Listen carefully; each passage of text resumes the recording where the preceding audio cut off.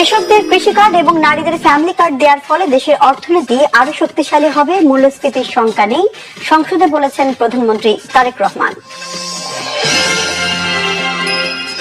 গ্রাহক ও পাম্প কর্তৃপক্ষের পাল্টাপাল্টি অভিযোগের মধ্যে সীমিত পরিসরে জ্বালানি সরবরাহ করছেন পাম্প স্টেশনগুলো, আতঙ্ক তৈরি না করার আহ্বান জ্বালানি বিশেষজ্ঞদের।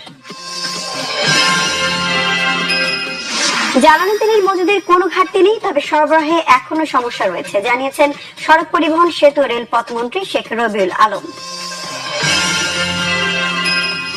অর্থমন্ত্রী আমির খসরু মাহমুদ চৌধুরী বলেছেন, দেশের বর্তমান আর্থিক অবস্থায় আগামী জাতীয় বাজেটের চ্যালেঞ্জ অনেক বড়। সংবিধান সংশোধন কমিটি গঠনে সরকারি দলের প্রস্তাবে রাজি নয় বিরোধী দল। কমিটি গঠন করা হলে তাতে থাকবেন না তারা।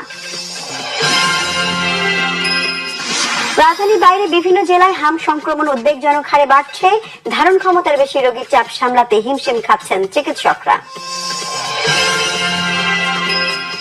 হরমুজ প্রণালী দিয়ে বাংলাদেশে আসার অপেক্ষায় থাকা 6টি তেলবাহী জাহাজকে পারাপারের অনুমতি দিয়েছে ইরান, জানিয়েছেন ঢাকায় দেশটির রাষ্ট্রদূত জলিল রহিমি জাহানাবাদী। 2-3 সপ্তাহের মধ্যে ইরান যুদ্ধ শেষ করার আভাস ট্রাম্পের। কুয়েত বিমানবন্দরে ড্রোন হামলা, জ্বালানি ট্যাঙ্কে ভয়াবহ আগুন।